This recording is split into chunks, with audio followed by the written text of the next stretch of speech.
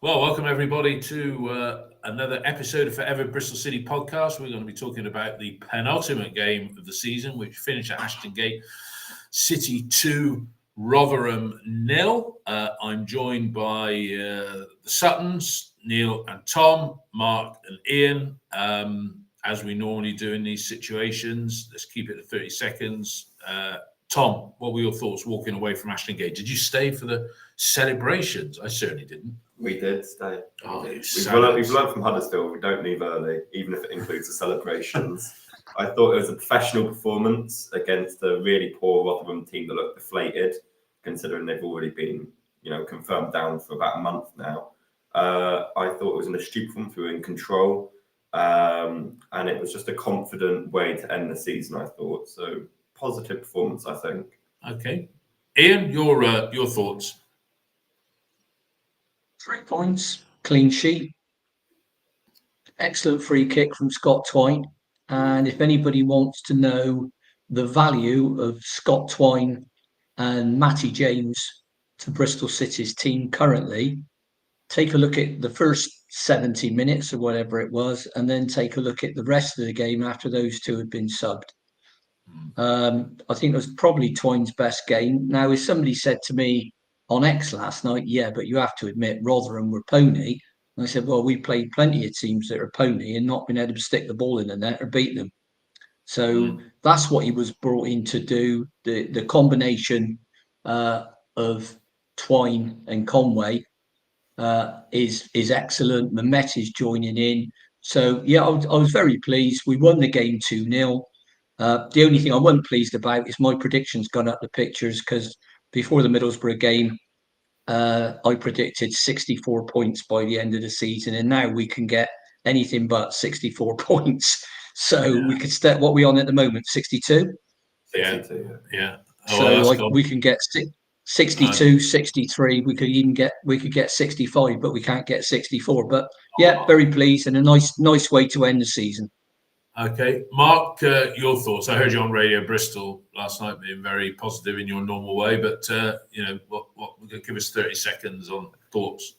Right, the good, the bad, and the ugly. The good, Scott Twine's best game. Some great combinations with Tommy Conway, releasing the ball from Mehmet, set up the penalty. Best game for City. Sign him if the price is right. The bad, City's last 20 minutes. Mark Sykes passing, making Ross McCrorie run 50 metres for crap passes. Rotherham's performance was pathetic, only lit up by their travelling fans, the Power Rangers, the Bananas. The ugly, 2 of the craziest pitch invasions I had ever seen. Heavily sedated man and a father and son who were like Laurel and Hardy. But overall, a good day. Neil? Had a feel of a pre-season friendly to a little bit. Yeah. We played well, controlled the game. Really enjoyed, obviously, Twine's goal. Great first free kick for a number of years, isn't it? Really? That we scored from. Some excellent interplay. Rotherham had 6 on the bench, including 2 goalkeepers. So that tells you what their view of the game was. Good to see Elijah Morrison come on at the end. Another young player coming on at the end.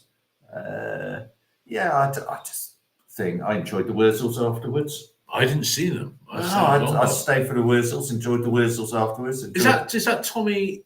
Tommy Banner's still there. He's part of the originals, isn't he? But is it Pete Budd? Is he still singing? Because if he is, he's aged a lot since I last. Well, when we say the Wurzels, I was thinking of like that bit in Only Fools and Horses when they talk. Trigger talks about his broom, and he says, it's the same broom I've had for 30 years. I've just had 16 different heads and 14 different handles. Different handles, and the Wurzels were like I think there's 2 originals there. I think there's only one original, which is Tommy Banner. But what you say there, that could apply to the Four Tops and the Drifters and various other 1970s. And the champagne Jackson moment 4. The champagne moment of the season for me, and I think it was for you as well, Thomas, was the TGH goal against Middlesbrough. That was my champagne. More so than I just think it just came out of the blue, and it was so not Bristol City, wasn't it? Just like the type of goal that other teams score that we don't score. So that's why it was my champagne. Tom, the team, it's a strongish bench, but Tanner, Dickey, and Roberts as a three. Viner was unfit, and Atco has been out for over a year now. Williams James combo in midfield. There's not a lot wrong with that team when you look at it like that. And if you're going to improve it, we'll talk about transfers, potential transfers later. But you've got to spend money to have a better starting lineup than that, and that includes Twine. But what were your thoughts when you saw the team? Mehmeti in for Sykes, James in for Knight, wasn't it? Yeah. I think James and Williams are not dynamic, but they do provide stability. So they're not going to progress the ball that much and play on a half turn like Twine does. And a lot of the chances we created are from Twine receiving it with his back to play, then turning on it, and that's exactly what we miss. I think Sykes getting dropped from Mehmeti was the right call. Sykes has not been good at all since. It wasn't good when he came on either. No, I think his touch is off. He's overhitting everything. His crossing. I know Ian goes on about crossing, but that was woeful yesterday from Sykes. I mean, it's just typical. Sort of that right-hand side, McCrorie and Sykes cannot pass into the box with any sort of real. One that comes to mind is a Southampton assist for Cornick that McCrorie's had one bit of quality passing-wise. Bar that, I've not seen much from him. But the team picked itself. It was nice to have 9 on the bench. That was nice to see us actually using the bench. But yeah, it picks itself, and I think, like you say, to improve that back line. I mean, how good is Roberts on the ball? Yeah. Just the composure he adds to that back line is real calmness. And he's like playing with, he's only 21, 22, and he plays like he's a seasoned pro, like sort of an Andy King back there. And it's just really good to have. So I thought strong team. And like you said, I think it's going to be difficult to improve that using free transfers, but not impossible. No. Ian, injury situation. I've got Viner, Atco, Naismith, Bell.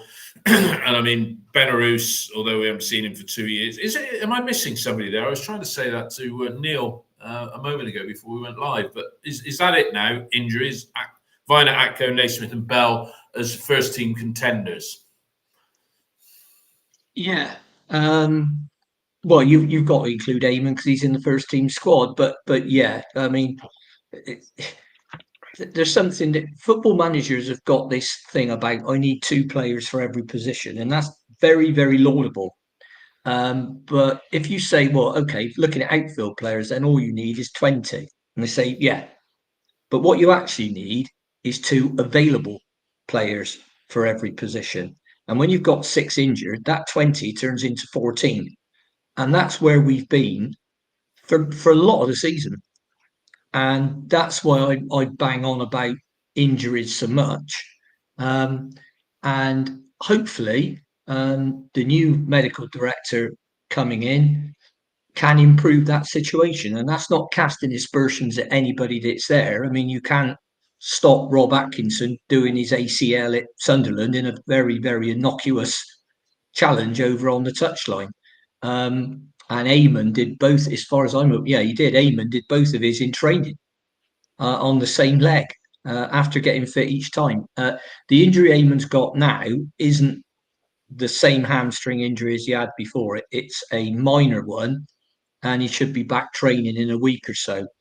Good to hear that Adam Murphy is now done his full pre-season. They worked some niggles out of him, which is bound to, because basically you're coming from amateur football into professional, and they didn't want another George Tanner, Andy King situation. So, and I think if it had been FA Cup final yesterday, Zach would have been in the picture. Yeah. But unfortunately, well, it wasn't, and there's no way that Liam Manning's going to take risks with one of his best players at this stage of the season, with literally nothing to play for apart from a top 10 spot, maybe. So, I think that is one thing we've got to do, and we're going to talk about signings later on, obviously, but they've now got to give the lad, the man, the tools to do the job. And that's as you said earlier on, that's going to cost some money. It needn't cost a fortune, but they need to spend some money, and I'm not talking Adam Murphy, Josh Stokes money. No. Mark, anybody catch your eye on the Rotherham team that we could do a job for us? I mean, up front they had he's full of energy. He got a booking for his travels as well. That lad Eves, and I think he brought a decent save early on for Max. But anybody catch your eye, Mark, in that? No, I mean, pedestrian would have been an understatement. There just wasn't anything there, and their defending was suicidal. A better team would have murdered them yesterday. That there's not a space that they left out on the flanks at times, and their defensive line was like a donkey line the way they were playing it. It was just abysmal. I don't know what they were trying to do. So no, nobody really caught my eye because they were just so pedestrian. Nothing up front. Jordan Hugill looks like he's seeing out his career. It looks like a retirement home, led by Steve Evans, who probably won't. Well, don't be too rude by the size of him, but he didn't come out of his didn't come out of the dugout. He's probably tucking into KFC and chips, but by the look of him, so yeah, nobody. He looked like, I have to say, he looked like a heart attack waiting to happen when he did stand there. I mean, the person I went to the game with, he thought the guy on the touchline sort of was the manager. I said, no, the manager's a fat bloke sat down in the front row. He couldn't actually get up. He couldn't. He couldn't even get up.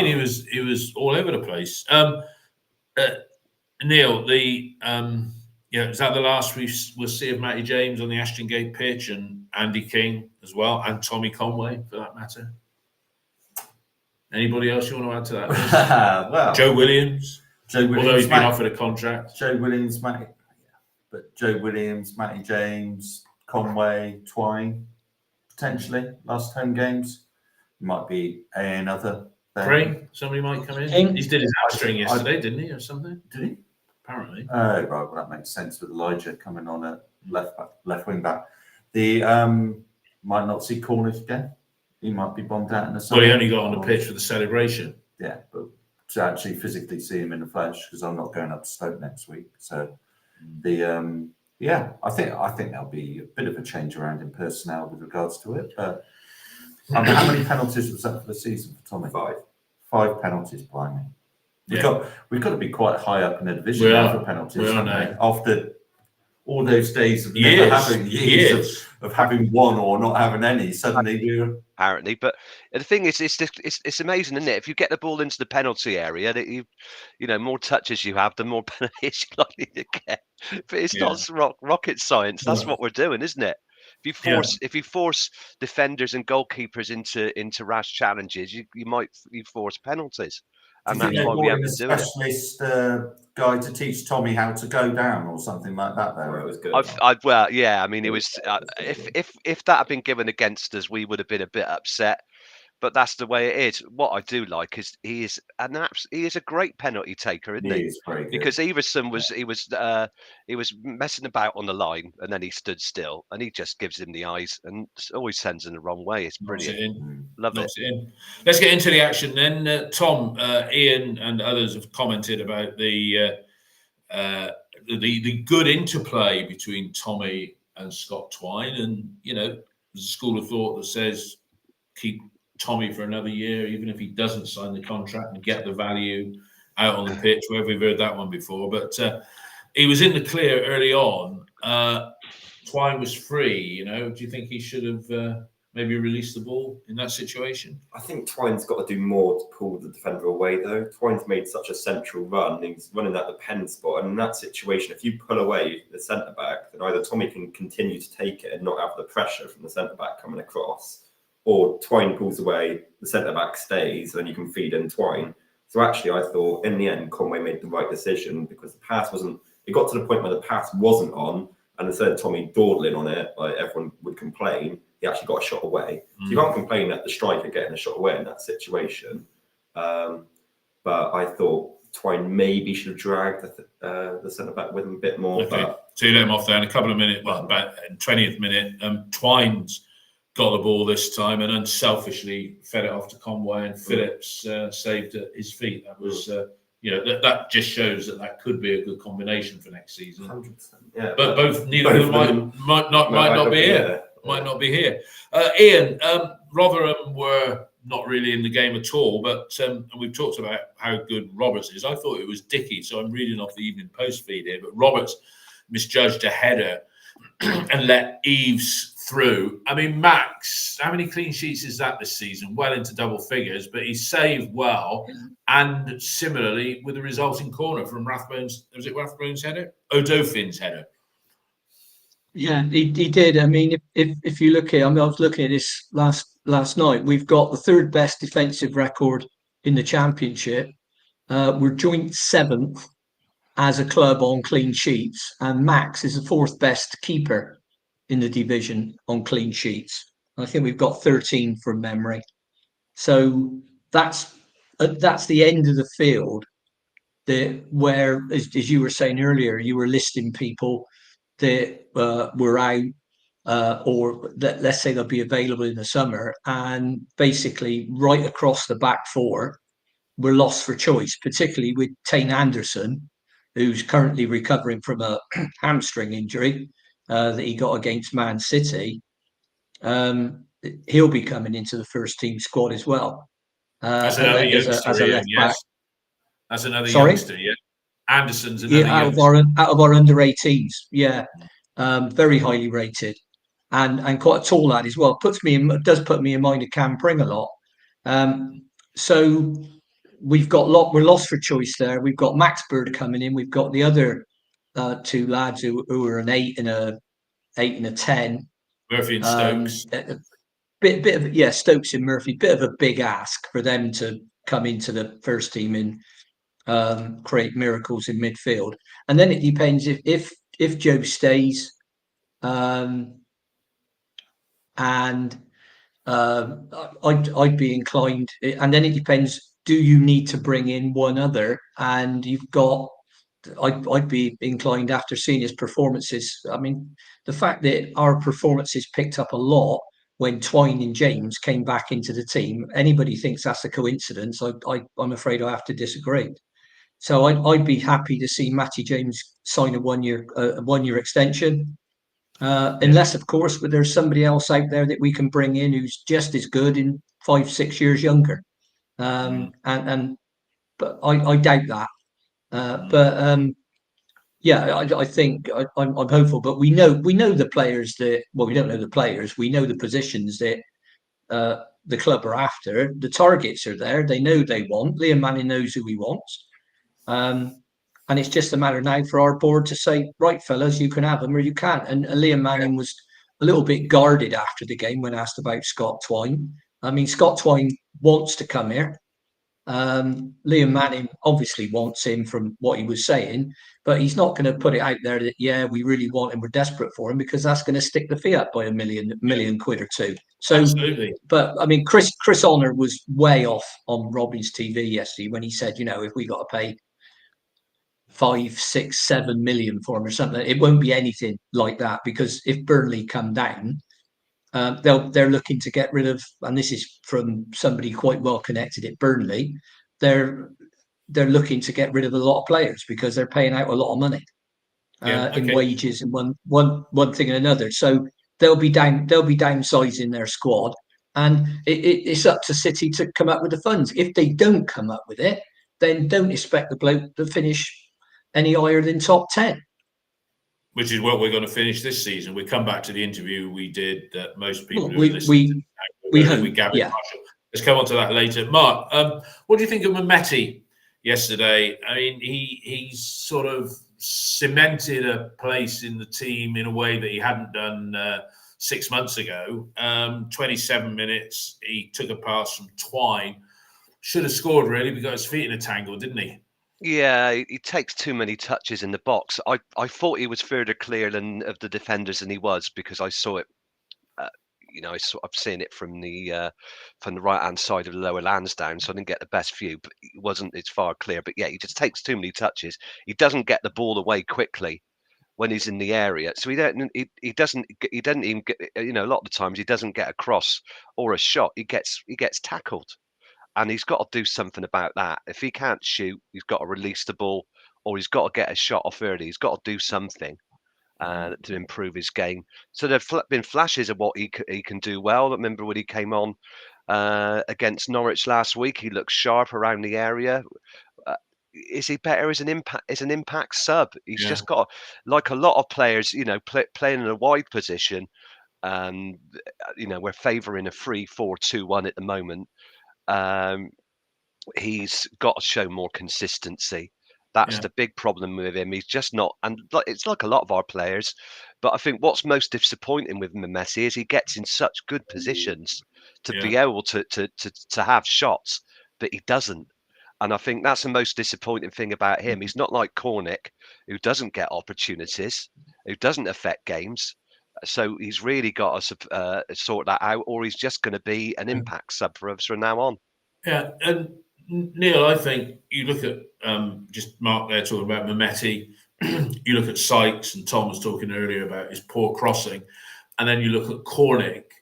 I mean, you look at all those players, and one thing they've got in common: they've all got a value when bought of around about £1 million. I don't know, 700 to £1 million. And if we lost all, it's not going to happen, but all three of those players, right? That's where you want to upgrade, isn't it? Because you've got three players in the first team squad that are all, as Marcus said, impact sub, good to have around the place. But all three of those you could improve on. And let's say you had one of those was your impact player, and it could be any one of those three. One of those was a youngster who's coming through. And then your star boy is the one that's your permanent selection. And that's not having two players for each position. It's just giving you options. But I'm just saying we've got three players of average ability in there. Yeah?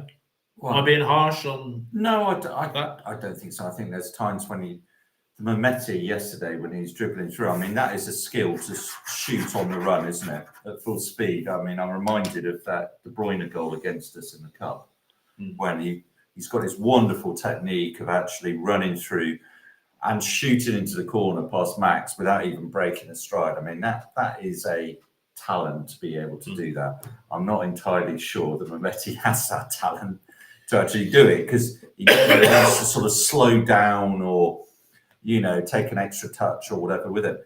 For me, you look at Mehmeti, you look at Sykes, you look at where they've come from, and you can pretty much see Sykes, since he's come back from injury, Pauling.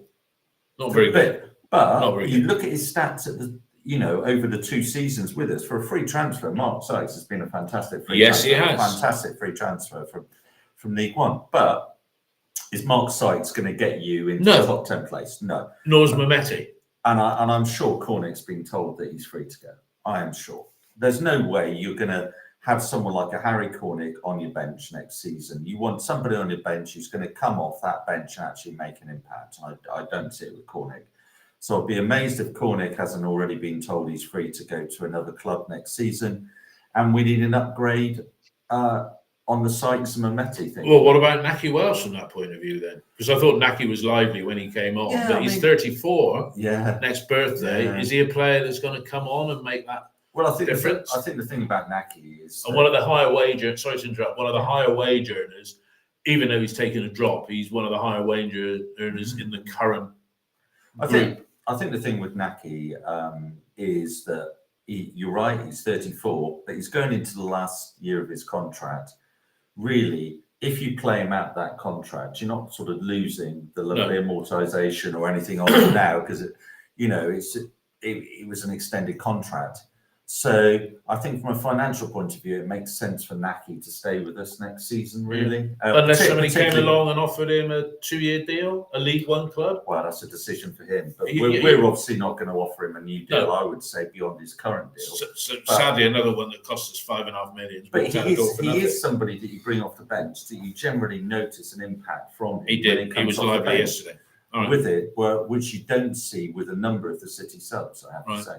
Okay, the opening goal. I mean, interesting that despite our dominance over Rotherham, it was 2 set-piece goals that cost. Tommy, you thought you played for that a little bit, yeah? Oh, massively so. Yeah, there's no contact. The thing that I haven't watched a replay yet, to be fair. The thing that gets me is there's this alleged contact, and then Tommy obviously looks up, sees that the ball's getting away from him, takes another step, and then decides to go down. And it's just so Steve Evans was right to be critical. Oh, it's never a penalty. I mean, that is 2 I mean, probably even less of a penalty than the Huddersfield one, which was already pretty poor. But Tommy, I remember him saying in the interview, 1 out of every 2 pens he takes into that bottom left. So it's just a confidence thing. So in every penalty I remember him taking, he has gone to that corner. It is just his natural. He opens up his body, side foots it in, and it was a good penalty. But again, 5 penalties now for him this season. So and how many goals has he got now? 10? He's got 10. So he's got two against Rotherham away from home. Yeah. And then apart from that, he's scored 3 goals from open play. So it's like, you know, I don't see it massively from open play time. Obviously, he's not had the service this season for large parts of it, and he's so much better with Twine on the pitch. There's no doubt about that, because the runs that Tommy makes are off that last man, and Twine's got the quality and weight of pass to do it. Because when Knight plays in that 10, he's not got the quality and the pass appreciation to actually set Tommy in. And the whole penalty yesterday was made about the quality of pass. Yeah. And then Tommy can obviously do what he does. But again, you know, if we look long-term plan, how many of that front 3 are here next season? You know, we already know a 10, Twine or another one will be coming in, hopefully. Tommy's not in next year. Realistically, I don't think Tommy is here next season. So we're looking at getting a new number 9. So it could be quite feasibly a new number 10, a new number 9 that have to form a partnership, understand each other next season. Yeah. So, well, as Dave Fev said on the feed earlier, the text feed coming through on this, we want to get our business done early. Yeah, definitely get the business done early. That is a blanket statement. Everyone would, in an ideal world, and then you don't know if they go in the transfer. I mean, if you got the likes of Max Bird and Mike Membry said, take a look at the goal he got against Carlisle. Have a quick look. Absolute stunner that was, wouldn't it? Love to see that. Can I ask you something? Would you keep Max Bird and Matty James for next season then? Because only one will realistically play. Because if Knight, we know we've got Max Bird coming in. That's 100% definite.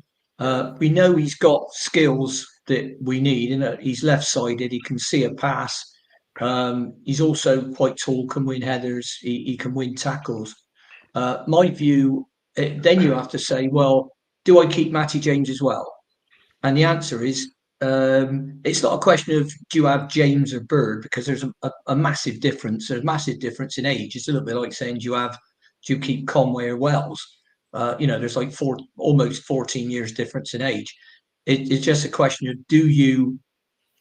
can you bring in someone that's better, because players keep getting injured. And as we've now said, we've added Pring now to the injury list for the Stoke game, or I'll call it the unavailable list, because a lot of all those other guys are in rehab. That's 6 out. So we're back to this. Yeah, we got 2 players for every position, but we haven't really. We got 14, unless you start bringing kids in. With all respect to the younger players, great to see Elijah get on the pitch yesterday. We got some brilliant kids in the under 18s coming through. Really excited about it. We've got Seb Palmer-Holden back. Went back in the sense that he's coming back off loan from Newport, where he was young player of the season. So, yeah, I would keep him for a year, Tom, if we can't bring in somebody else as well as Max Bird that's not younger and better. And so that's my contention, because I can't see whoever comes in as medical director doing hugely better. And I think it's probably just a question of luck with some of the injuries we get. So would you keep James over Williams? Because realistically, no. There's 2. I choose, if it had to be one or the other, I'd pick Joe Williams, because he's 27, so he's 7 years younger. So and he's in the form of his life with us. Now, if you'd have asked that question a season ago, it'd have probably been a different answer, because Joe had hardly played and he wasn't. Let's be honest, he wasn't showing very much. Now that's something else that you have to credit Liam Manning with, and the same is the resurgence in form of Mehmeti and Roberts, who were both potentially on their way out the club on loan before Liam Manning arrived. Yeah. So you can criticise the bloke for different stuff, and I do, but you've also got to say, well, what's changed for the better?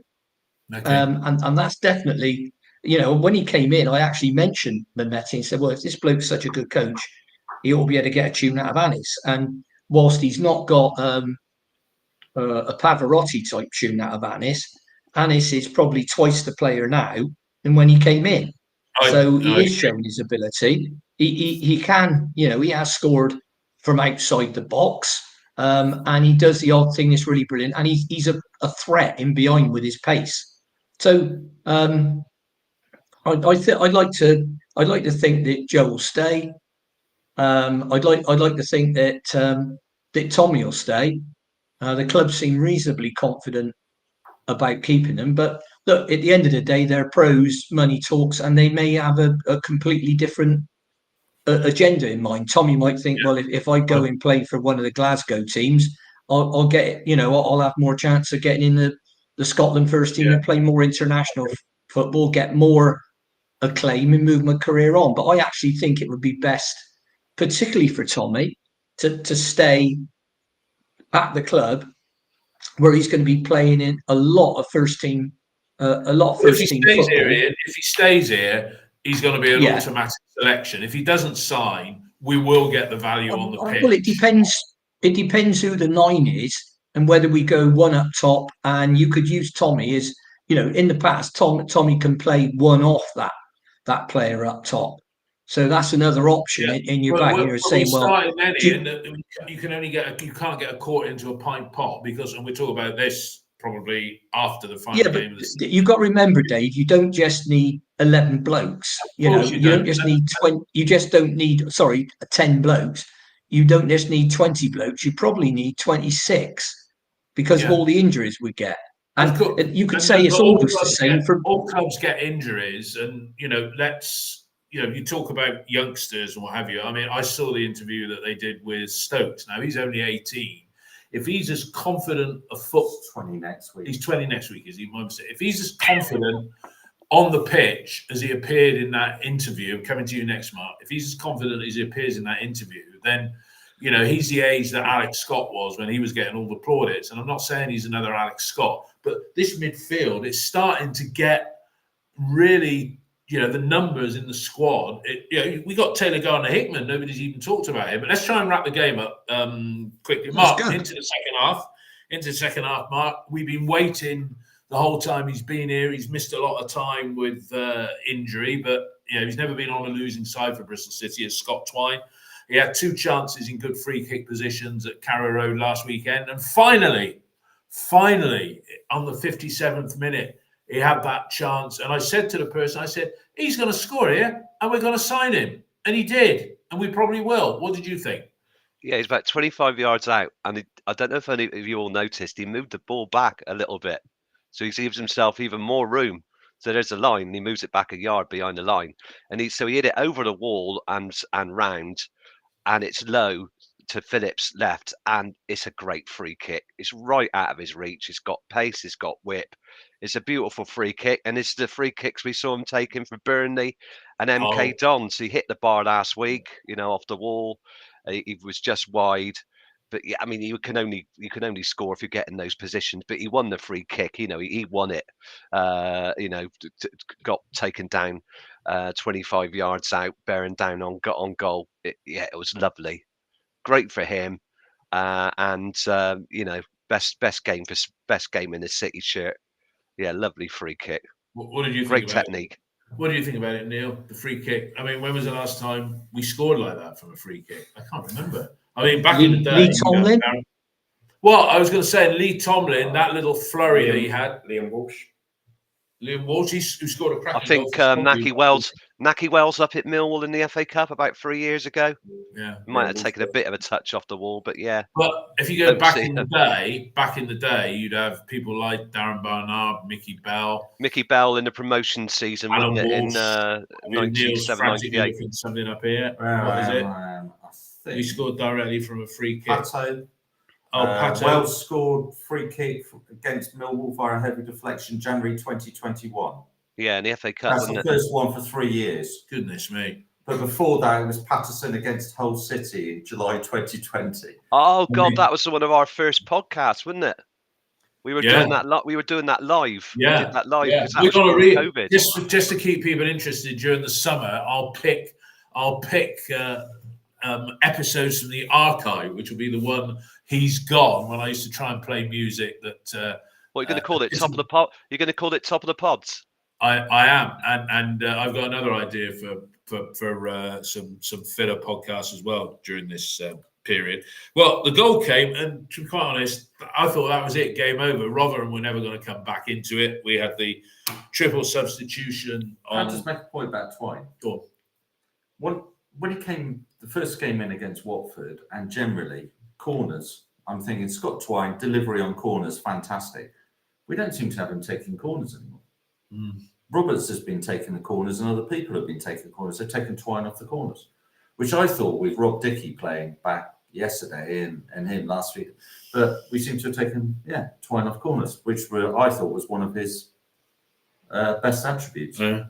Strangely enough, but there we go. You're absolutely right. Well, with something like with Rob Atkinson next season, I don't know if you'd be able to shoehorn both of them into the same side if we're playing a back three. But yeah, we carry a lot more threat. If you take corners like that, it's technique. They can be, they're lower, and they've got much better technique. They're lower and harder, aren't they? And if you just get a header on those at the speed they're coming, they'll be in the back of the net. It's a really difficult one because I'm guessing that Manning wants to play this three at the back. I'm guessing that this is his preferred option for next year. I think Manning. You think? Yeah. Even though we've fallen into it a little bit. Yeah, but I think you're right. We have fallen into it. A bit like last season with Pearson. I think that's his preferred thing. But Roberts, blimey, last few games, Roberts has been, he's a footballer. He's confident. As Thomas says, his composure and his skill. I haven't seen too many players that can take a bouncing ball and bring it down, with such consummate skill and stuff. And he's just got a way of doing it. He's not the quickest. He gets exposed a little bit when he plays left back defensively. But in that three, he brings, a composure and an understanding. You'd love Rob Atkinson there for his aerial threat and going forward to have potentially Dickey and Atkinson scoring into double figures goals from set pieces and everything. Brilliant. But I think Roberts brings a certain... I think based on mobility and everything like that, though, looking forward to next season, and based on form, how does Atkinson displace either player? And George Tanner, great goal Roberts scored at Norwich last week. There you go. So these are nice situations to be in. It is. Tom, the substitutions on the hour: Wells, Sykes, and Knight coming on. And if you look about strength coming off the bench, Wells coming on for Conway, that is experience coming on for our star boy, for want of a better description. Knight, North Ireland International, coming on for the evergreen Matty James. You're not weakening the side. No. But back to what we were saying earlier, Sykes coming on from Mehmeti. That's those two mediocre players that you'd want one of those two to be stronger than the other, wouldn't you? And they're about the same now, aren't they? Yeah, I think Sykes is massively off form. Everyone knows that. I think with Sykes, at least, there's an effective footballer there. I don't think he's ever been fantastic technically, but I think he has a place to play in the squad. And I think he's proven he can chip in 5-6 goals consistently a season at championship level. And what's that worth to you on a free transfer? I can't imagine he's on massive wages from League One. No. So fantastic for us, really. He's going to be, not one of our top earners and guaranteed 5 goals a season. Although you look at it and from open play, does he lose the ball too much? Yes. Does he? He's got this way of on the edge of our box sometimes trying to draw fouls out in stupid areas and try and dribble out from the edge of our D, and it's just like, oh no, not there. Mehmeti's improved a hell of a lot, but again, he's not the finished article. But it's so difficult to be a consistent winger when your responsibility is all about taking risks. To do that time after time after time and for it to come off is so difficult. You're always going to have games where the fullback gets better of you, and then the next game, you've got him. And the thing with Mehmeti that he shows is he's got a 20 minutes of real quality. And then I think back to Ipswich, where he changed the game when he came. Yeah, he did. Ipswich away, and just having that 20-minute flash And, against Leicester, moment of brilliance from Mehmeti leads to us getting 3 points. Yeah. So, and Andy King came on possibly his final. That's just a sentimental. I think that's quite Who nice. did he for come Andy on King. for? Who did he come on for? Who did King come on for? Mehmeti. Mehmeti, that's right. He played at the second 10. Ian, let me ask you this question, because I think I know I've asked the others, but I don't think specifically said it to you. We're not seeing a full. We haven't had a. He's lucky to still be playing, as Mark said on Radio Bristol. He could have had a career-ending non-impact injury. This is Ross McCrorie. Tom said it a few times that he never looks in. He's a big unit. What's your view on McCrorie, Ian? I think having a full pre-season uninterrupted by a very serious injury would do him a lot of good. I'm not sure that wing. I mean, he's got tremendous energy for a bloke that's had the energy. You see the runs he was making in the last 10 or 15 minutes that Mark alluded to earlier on, where Sykes was attempting to find him with passes. I'll be kind. But I think he's got a lot of energy. Yeah, needs to calm down a bit when he's in a position to cross the ball. He can play a number of positions. I think he's a good defender. Point was made last week against Norwich that if you've got a left back, a lot of teams have got fullbacks that are absolutely excellent coming forward into the final third. Norwich have got one, and I've forgotten his name for the time being. But McCrorie took him out the game completely because the guy was worried about McCrorie getting in behind him. So that adds value as well. So I think tactically, in that position, he adds a lot of value. Have we seen the best of him? No. But I'd persist with McCrorie. And, if you do get caught with a lot of injuries, he can also play a number of positions. He can play right centre back. He's played as a holding midfield for Aberdeen. The fullback's name is McCullum at Norwich, who's had a great season for him. Thanks, Dave Febs, for pointing that out. I think there's lots of value in players. In some of them, I mean, if I had to pick a side to play in the FA Cup final for us tomorrow, I'd probably have, and we were fully fit, I'd probably have Zach Miner in and push George Tanner forward to that position. But it's a close call, and that's only because George Tanner is and I was accused previously of being president of the George Tanner fan club, but that's only because George Tanner's playing so well. So I think we haven't seen the best of him, and I think he's versatile, and he can be a handful in the opposition penalty area, although he hasn't really showed that yet. So I'd be patient with Ross. Yeah.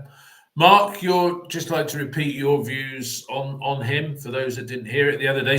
Tomo said on here, he's unbalanced, because his physicality seems to get him through when he's running with the ball, but he doesn't seem composed on it. That's just he got back into the team. He's almost at a standing start. I think Dave Febs, correct me, Dave. I think you said he may have hit a wall. I think in terms of his fitness, because I mean he went backwards. You just think what the damage it did. Bacterial infection of the bone. So how weak he would have been, and how we'd have had to build up his muscle strength to be able to compete. The challenges he was putting in yesterday, out of possession, were fantastic. I just think that he'll get that alignment in pre-season, and he'll get that fitness and sharpness back. You've seen touches when he took the ball into, he gets into the penalty area. He doesn't. I mean, he hasn't. He seems to want to go inside, and he passes the ball back a lot. I think he's got the physicality to take the ball wide mix it up, take the ball outside of defenders as well as going inside. I mean, Mark Little famously would go inside defenders a lot, just go directly at them, and just basically try and barge through players. But I think there's a lot more of Scott McCrorie to see. But because he lost all those months of football, a really bad bacterial infection, you just haven't seen the best of him yet. So I think we'll see a much sharper and much more valuable, because he's intense on the ball. That his desire is there. Once he gets his alignment, gets his pre-season in, and he stays fit, we'll see a great. I'll pick up on what Tim Monaghan Yeah. said before it drops off the bottom of the page. He said this is going to be controversial, but I think Viner is the weak link. And one thing I will try and do, viewers, doesn't matter if you're listening, but the little logo that appears in the top right-hand corner obscures the text as soon as they come through. So in time for next weekend's game, I'm going to drop the logo in the top right-hand corner to the bottom right-hand corner so we can see what's coming through. Just picking up on an earlier comment, Ian, you said Chris Honor in the Robin studio. I think you were referring to a previous day, because obviously it was Tins in there yesterday. And another thing... David. No, Dave, it wasn't. Tins was on before the game. Tins didn't do the summary. I was at the game, Ian. Hang on, I'll explain to you, because you obviously haven't seen it. No. Tins was on before the game. Christian was on after the game, but nobody did the summarising. So the old commentator, I think it was Duffel yesterday, was on his own. I didn't realise that, so that's because I was at the game. Neil, Ian made the point there about Ross McCrorie's got multiple positions, which he has, which plays into the view that I have, that whilst, as Ian's put on there, having 20 first team ready, not compromising with youngsters, is what we should be aiming for. Yeah. If you look at McCrorie, Tanner, Roberts, Pring, Viner, all of those can play in multiple positions across the back, be it a 3 or a 4. Yeah. So doubling up in those areas. And if we have Matty James, we keep Matty James for another year, and Joe Williams, you've got Max Berg coming in as well, and Knight, you're starting to get, because of their interchangeability, and allowing for injuries, you're almost creating a situation where, it's up front where that quality is missing. And as various commentators have said, if only Bristol City could put the ball in the back of the net, we would have been in the playoffs this season. I think it's part of playing with a small squad, that when you recruit players that can actually play in multiple positions. Yeah. Now, going back to McCrorie for me is quintessential Pearson signing, isn't he? I'm not entirely sure that Manning would have looked at McCrorie and thought, £2 million.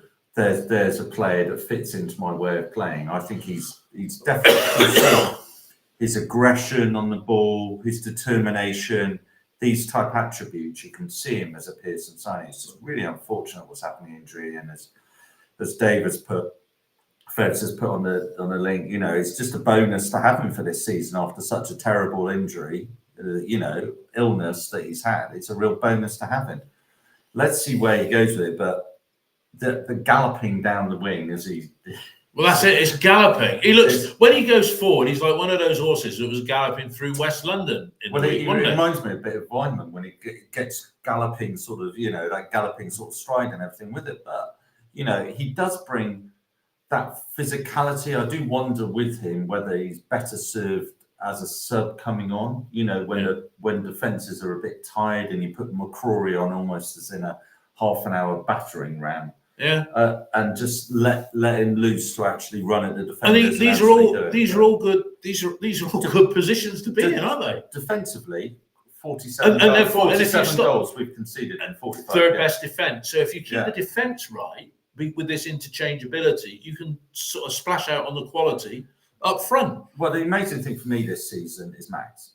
I've been on record. Didn't do a bad kick at all yesterday, did he? His distribution, you're never going to get the quintessential wonderful keeper in a division. But I thought at the start of the season, God, we need to recruit a decent keeper. I really didn't see Max as being a quality championship keeper. But in fairness to him this year, his distribution gets on everyone's nerves, absolutely. But in fairness to him, playing behind that defence, he has been one of the reasons why we have will finish round about third or fourth best defence in the league. In I think we fairness, can see. I that's think we conceded 77, didn't we, about 2 or 3 seasons ago? We did. Yeah, we To did. think we conceded 47 going into our final game is fantastic. I mean, look, we've had this season, we have had 2 runs that have cost us a playoff place. And the first one was under Pearson, when, as Gavin Marshall reminded us at the senior eds back in November, Pearson lost 5 of his last 7 games in charge. Mm-hmm. So at 21 points there, right? We might have won the other 2. In fact, I think we did. But we got 6 out of 21 there. Yeah. I think one of them was that Coventry game, which good. Yeah, no, that's what I mean. We got One 5 in the last 7. One was Coventry, one was Rotherham. There you go. So we won. We lost 5 out of 7 there. And how many defeats did we have in a row in the run up to the international break? Was that 5?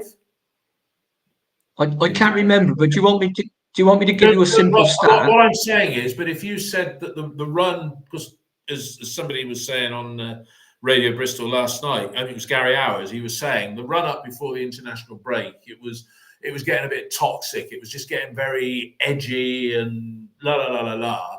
If we'd have picked up, it's like the old thing, if my mum was my dad or whatever, I can't remember that. But if we'd have picked up 4 points from that bad run that Pearson had, right, and he'd have gone anyway, right, as manager, he'd have got 4 more points there, and we'd have picked up 4 points in the run up to the last international break, 8 more points, we'd have been in the playoffs this season with 1 game to go. And that is the fine margins, isn't it? That's us, though. It's consistency, isn't it? No, but it's too bad. If you take out those 2 bad runs where, we were awful in those runs, yeah. Certainly the one when Manning was coming under a lot of pressure, only from certain segments of the fan base, which obviously some of them. Dave, can I just say that if you look at where we are in the table, and you look at the team in 6th place, which is West Brom. West Brom have won 3 more games than we have all season. That's it. But what they have done is scored 14 more goals. Yeah. Guess that. Dave, if the dog hadn't stopped for a shit, it would have won the race. It's ifs and buts. Dave, you're absolutely right. Let's move on from that. Yeah, let's move on from that. And you're absolutely right here. Tom, I never heard that one, Dave. If Zach Viner's fit next weekend, does he walk straight back into the side? No. You keep that back line. There you go. Back line's done nothing wrong. Yeah. We didn't want to drop anyone. If the one person's reminded us on here, what about Cal Naismith? No. Where does he fit in? Well, this is the thing, and this is my point that I was getting with Ian. There's say Williams and James re-signs. You have Knight, Williams, James, Naismith, Bird, Taylor TGH, all for 2 positions. And Stokes is Stokes is more advanced. Yeah, so he'll be a 10. He won't be an 8 or 6. Okay. I just don't think, for the money that they're worth, look, it's good to have strength and depth. But James, I think we've got to move on from due to his age. Fantastic footballer, but if we're going to offer him a 1-year deal, he's not going to. He'll want 2, or he'll want to go back up north, or back. He's from Leicester. He's a Leicester lad. He wants to go back with his family, I imagine. Joe Williams, are we going to offer him something? Because he's going to be asking for, this is going to be the best contract for his career. So the last big one, 27, it's going to be a Zach type situation where they can almost hold you to their price. There's not going to be, Joe no doubt likes the club. He's been here for a long time. He seems like he gets on with all the players. Yeah. He's a real character within the squad. But you wonder, Bird next season has been brought in to start in the Matty James position. Yeah. Knight, is he better than Williams? He's more dynamic than Williams. Yeah. He's better on the ball. So then if that's your starting 2, you're going to have James, Williams, TGH on the bench, Naismith. And it's just like, where do they... How do you fit them all in? You've only got... I know you can have physically playing on the day, 16? But where do they all fit in? Can I just say something quickly? Go on. Matty James is not a Leicester lad. He's from Bacup. Which is in Lancashire and Rossendale area, and he started off in the Manchester United academy apparently. With with Williams coming from the northwest, I can see one club that might go for him, right? Which would probably be an upgrade on what they've got, and it would satisfy his desire to get back to the northwest. And of course, they've got to get through the playoffs. and that's Bolton Wanderers. Yeah, because that's maybe somewhere where Joe could go. Ian, Zach Viner, some people have said a couple of people have said on here, Zach is the weak link in defence. That's a bit bloody harsh, isn't it? Although, would you start him next week? Or next week, would you go back to a 4? No. I think when you've got a defence that's performing as well as ours is at the moment, you leave well alone. Whether it's a 3 or a 4 or a 6 or a 7, the players need to be in form and working well. And I like what we're doing at the moment. I thought yesterday would be a test. When I saw Rotherham's team and they had the 2 big lumps up front, I thought, here we go. It's a little bit like when Millwall in Birmingham used to come and play us under Rowett, and they go with a side that was 6'5" on average, big blokes up front, lash long balls, and beat us up from set pieces. That didn't happen at all yesterday. Those 2 guys, they caused us more problems when the lad, there's their record signing, came on and played up front. I thought he looked quite lively and he looked more of a footballer than the other 2. Now, I'd say the last time we played against, was it Hugel up front from yesterday? Yeah. I think he played in that game up at West Brom and he got a hat-trick when Nathan Baker got a bad injury and they were all over us like a bad rash. So that goes to show how well we've moved on. But no, I wouldn't change it. Is that the weak link? Absolutely not. But what we want right through the team, and Tom's alluded to this, you want the same strength of choice and options right across the team that you've got in defence. So we've probably got 4 or 5 people that can play right back, 3 or 4 right centre backs, 3 or 4 left centre backs, 3 or 4 left backs. So we've got the depth there. We need the same depth in the midfield, and please God, the same depth up front, because we're not a million miles away. We don't need 8 new players. 2 really good players would make a real difference. 3 even better. But I'm not looking at much more than that. We've got the makings of a good side. And Gavin Marshall confirmed in the interview we did, probably a lot of people have listened to, that we don't need to sell to buy, which I wanted to hear, and I wanted that confirmed from the horse's mouth. But that doesn't mean to say we're going to be splashing the cash like spending money like a man with no hands, as my nan used to say. Yeah, I think the thing with.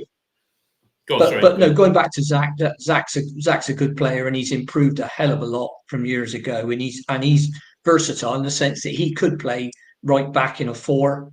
He did at one time play holding midfield when he was on loan at Aberdeen. So Zach's a good player. We need to hang on to him. I think the thing is with the transfer budget, and as you rightly pointed out, in Gavin Marshall said, we don't have to sell to buy. But Tommy's going to go, I think, and we get 3.5 million for him. I think if Semenyo attracts a big money move from a top half team, we sold him for whatever, he could go for 20 million. We could pick up another couple of million quid there. And I think Liam, if those 2 things come off, I think Liam Manning's probably going to have about 10 million to spend, right? Okay, and that's with Tommy going. And I think he will go out and spend a chunk of that on Scott Twine if the wages are okay. Although some people would argue, what about Jack Rudoni of Huddersfield? Is he a better player than Scott Twine? And would he cost as much? Probably not, with Huddersfield's relegation being confirmed. I think, and Ian, I don't know how many, I would imagine most of the people listening to this have heard the interview that we did with Gavin, and well done, Ian, for getting that arranged. It was talked about for a while. We've been derided for it not happening, but we got there. My takeaway from all of that is that, as a football club, we're going to be losing between 10 and 20 million pound a year. Let's say be conservative, between 10 and 15 million pound per year, just because of the overhead base that we've got, right? After Tommy goes, I can't see the next Alex Scott or big money player unless we get lucky. And I did say to Gavin Marshall in that interview, are we happy being a sustainable mid-table championship club? And some people are quite happy with that. And he said, no, we're more ambitious. We want to get into the top 6. That's the club's aim every season. But I think personally to get there, we have got to, go out and splash 3 to 4 million on players now just to get it up to that next level. And the other thing as well is that Steve would appear to be chucking in, without question, between 10 and 15 million pound to cover off the losses that the club are making. And a lot of it, again, if you hear the interview, it's there. So I said, what's going to change then to make that difference? And Gavin talks about injuries and stuff like that. And a lot of it is just getting the luck of the draw. But one season, we might just make that breakthrough. And maybe it could be this coming season. Because the way we've ended this season, it does augur well for the future. Mark, just to wrap up on a few things with each of you. Mark, biggest crowds, highest attendances since season 77, 78, 22 and a half. That's pretty impressive. And the season ticket sales, although we reported in that interview with Marshall, they were only 8,000.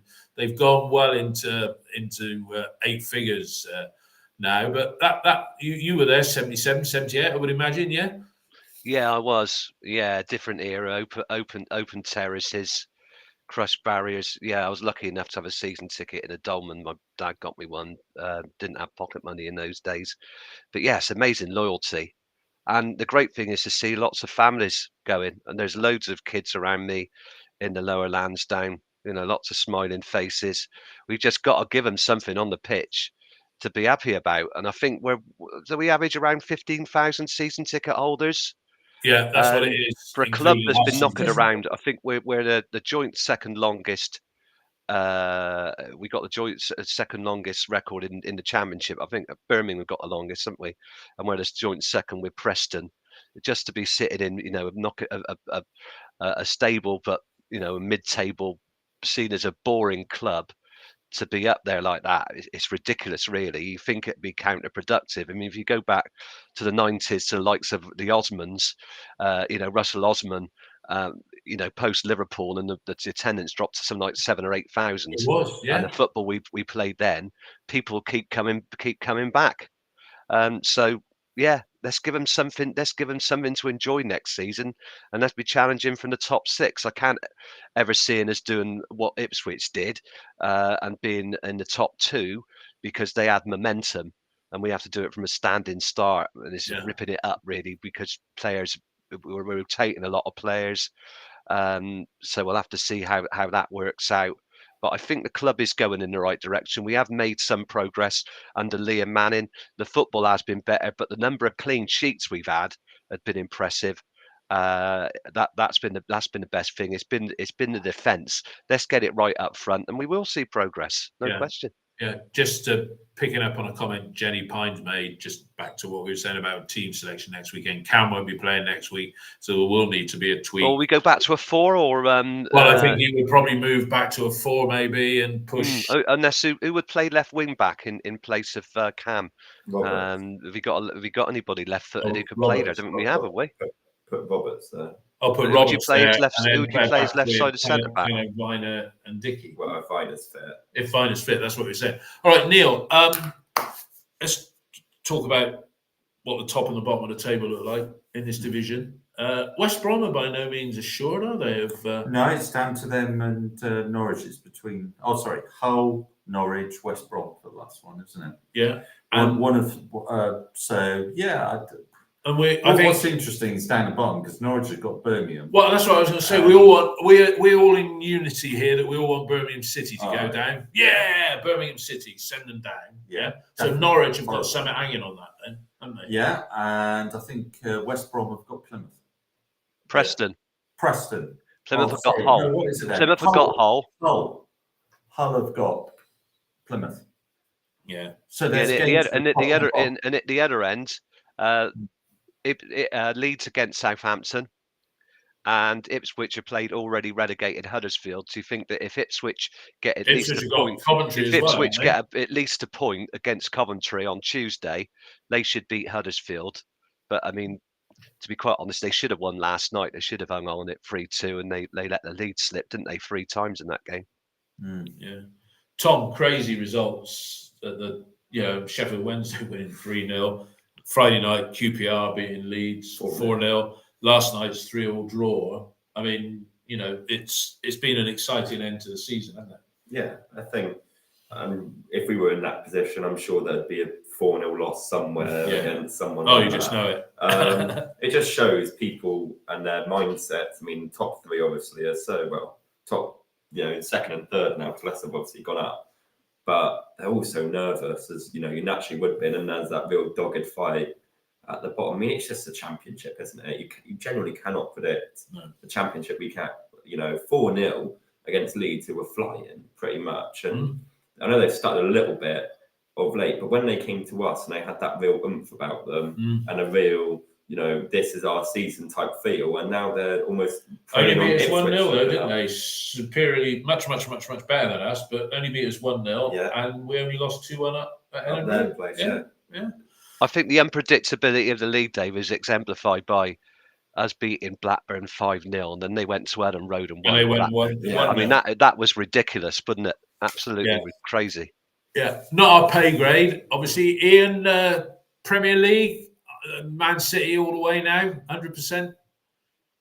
Yeah, let's put it this way. I think it's Man City's to lose rather than anybody else. It's in their hands, isn't it? I think Liverpool have blown it now. Strangely enough, I watched part of that Liverpool Everton game, and Liverpool really aren't the side they were. And I just read an article this morning that said Salah and Klopp had a bit of a touchline bust up yesterday, and Salah said something. I mean, said something like, "Must be an Egyptian thing. If I speak, there'll be fire." So I don't really know what that means, but I think he's an unhappy bunny. But he hasn't played well. But I think Man City, they're just like a machine at this stage of the season. You look at their fixtures and you think, well, they got Tottenham away, but Tottenham are brilliant one week, not great the next. Play really great football. I love to watch them. But no, I think it's I think it's Man City's to lose. We're out of Europe pretty much now, aren't we? So we won't get that 5th place to go in the Champions League that a lot of people were talking about. But I mean, I think with the new manager going in, this Arne Slot, I think it's a real tough gig to follow because he's going to a side that's just. I don't think that'll end well. Just slightly on the wane. I think United drew yesterday as well, didn't they? So they're going to have a massive rebuild under Jim Ratcliffe. So I think, but once again, whatever we say about it, it's been really exciting. It's been really interesting. It's been really competitive. And the bottom of the table as well, with Burnley picking up a few points, and you still, we're going in the Championship. And we're looking at that last position to go down because Huddersfield are done. Basically, they can get 48 points, but their goal difference is terrible. But you're looking at a team. You could get a team that's currently got 50 points. Could they go down? Possibly, yeah. Because Wednesday have got 50 points, but they got a minus 26 goal difference. So if Birmingham were to win and Wednesday were to lose, then the goal difference comes into it, and that could take Wednesday down. I hope Argyle don't go down because they're down by me, and I got a bit of a soft spot for them. But Stoke have got nothing to play for; they're safe. Blackburn, I thought when they beat Leeds that was them done, but since then they've gone backwards a little bit, but they've got a reasonable goal difference. So you'd say odds are it's one of Birmingham and Argyle. I hope it's Birmingham. As Colin Mill said, his hatred to Birmingham. I've never forgot the final game of was it the 2017-18 season? And 16-17. 16, 17. Was it 16, 17? Because Cox was there with Harry Redknapp, wasn't it? And we didn't bloody turn up. We didn't turn up that day, and they beat us 1-0. But there we go. Yeah. Mark, Arsenal could be out of the title race if they lose at Tottenham Stadium today, couldn't they? Yeah, I think Arsenal a lot better away from home. They just don't give you much. And the fact that they're scoring their goal difference is better than Manchester City's is crazy. And they haven't really got a natural number 10. And Martin Odegaard is a fantastic player and captain. He's there, De Bruyne, and then you've got the likes of Declan Rice, and are just so solid at the back. When you see them celebrating, keeping the ball out of the net, like they've scored a goal, just very, very tight at the back. So if they don't win that game, I think they'll find it. That will help That will really help Man City. Yeah. Man City are on later against Forest, aren't they? So Forest need to win that. Yeah, I mean that's it. I can't. It's difficult to see whether anybody's going to catch Forest. There's some interesting games to come, isn't there? Forest. Well, Forest are the only club that could be caught now. I think Forest it's between Forest, Luton, and Burnley. And that's what I'm saying. Yeah, well, two of those three going down. And finally, Neil, West Ham fans, what a bunch of moaning middies they are. Do you think that's David Moyes will be there next season? No. It's very sad. The West and they Ham, got to replace him with Lopetegui, I read yesterday. The West Ham thing just reminds me of like Charlton in the 90s, wasn't it? You had be careful what you wish for. Steve Gritt and Alan Kirby there. And West Ham at 8th. They're 8th at the moment, and it's like, okay, right. What else can they expect? And that is David Moyes' level. David Moyes was 11 years at Everton, and he achieved. They don't spend a lot of money. They don't really, in the grand scheme of things. West Ham, and they've had some key injuries like Bowen and Antonio. Antonio makes a difference when he plays. They lost Kudus and they lost a load of players to the AFCON when that happened. When they were flowing a little bit. Dave's pointed out Burnley play Forest on the final day of the season. Now, interestingly, somebody put a thread on OTIB earlier this week talking about signings that never really made it at Ashton Gate, of which there've been many. Won't go into the detail. I would add to that list somewhat harshly because he was blighted by injury. That was Gary O'Neill, right? Now, if you talk, when people were talking about managers for Liverpool, they talked about this guy Slot or whatever his name is, right? And as Frank Allardyce used to say, Sam Allardyce used to say, if he was called Allardyce, you get a role. But if you look at Gary O'Neill as a manager, right, he kept Bournemouth up, and they replaced him with somebody more fashionable. And he went to Wolves, and he's bloody kept them up, and they've got a half decent finish. So you talk about manager of the year contenders, fair play to Gary O'Neill, but he never. Bournemouth gave him a chance, then he kept them up, then they rewarded him with a sack. A bit like Birmingham. I think the Bournemouth manager's done a cracking job. He's done. Bournemouth had done well, but it took them a while, didn't it? The first quarter of the season they were awful. I think for the second half of the season, points per game, Bournemouth are up there, aren't they? Is it Areola? Is it Areola? Areola. He's been decent. They're above Brighton now, aren't they? I think. Dominic Solanke's Dominic Solanke's had a standout season. It's taken him a while, but he's got on the fringes of the England squad, probably a bit late, but he's been one of the top scorers in the division. They really got a tune out of him. Kluivert's son's playing for him as well. They got Rolando. They got Max Aarons from Norwich. They look. I mean, for a team, ridiculous that a little club like that can get. Yeah, they're still playing. They're playing nice. They play good. They play good football. Right, they got good results. It's time to go on this penultimate game of the season. Tomo said we got to do some stuff when the Euros are on. Good idea, Tomo. We think about doing that. Next weekend's games kick off at 12:30. Ian, you wanted to make a quick point there? Just to mention that we've equaled our highest number of home wins since we came back into the division under Steve Cottrell. We're getting on for we've bettered our average number of points. The fact that we've now got to 62. So we've made some good progress. But that's interesting. Next week's 12:30. So I think it's one of those things that gets the game out the way, doesn't it?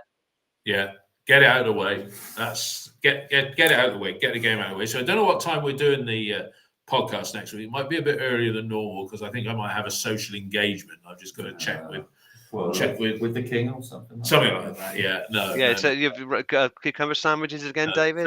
So it might end up being done a bit earlier. I think we're supposed to be going somewhere for dinner or something, but it won't be Sunday morning. And then we'll do some end of season reviews with various people. Hopefully, get Chris to come on. Haven't you done that already? The end of season. Well, we did an end of season review. That was a tongue-in-cheek end of season review. Yeah.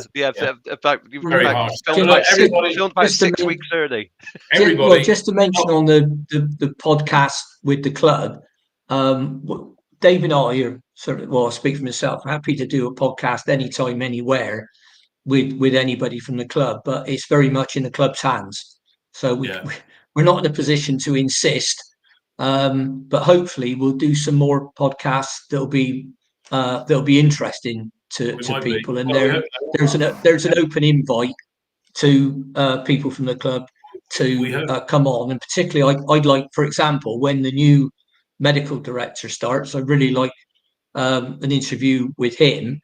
And I think I remember previously one of the physios used to do a chat with the club on the official site. It was really interesting when he'd point out how players were injured and where the injury was. Basically, he used to take a skeleton in with him or a model of a knee or something like that. Say, well, the problem's here. We've done this, that, and the other. And perhaps I'm a bit sad, but I used to find that really interesting. Yeah, no, you might get this new guy say that, well, I'm going to completely change the approach to, I don't know, fitness and conditioning or something like that. Because anything that helps. Yeah, if we invest in equipment, we could be there with the skeleton in rather than try and describe it to people just listening to it on a podcast. Yeah, but for those that think we get loads of money out of TalkSport for having the advertising, right? The first month, which was January, they pay us 2 months in arrears, right? It was 10 quid, right? And then February, which was the first complete month, it's 71 quid. So if you think I'm dining out with the boys here, loads of money because we got adverts on there, you couldn't be further from the truth. That just about covers the cost of revenue. McDonald's give you? Eh? No, that was, we even had to voice it up ourselves. You don't have to admit it. It's No. Yeah, didn't you get any? I will show you the check. Did you get any halloumi fries? On my bank statement. We could always do product placement, couldn't we? Or something like that. If something got into shot, I'm not saying anything. We're going to move the logo, the city logo, to the bottom right-hand corner, but there is room in the bottom left if anybody wants to sponsor it. What's that? Right? Patreon or something? Patreon, or we could charge. I mean, look, if we were getting £1, how much would people pay to watch this? We're like the BBC. It's free. Don't pay.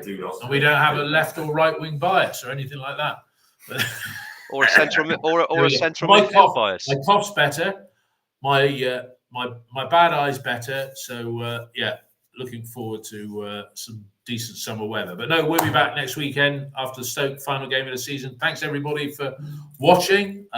Good regular audience we're getting here. Thanks for all your comments down the right hand side as well. And everybody have a great weekend, what's left of it, and have a great week. All the best, everyone. Bye bye.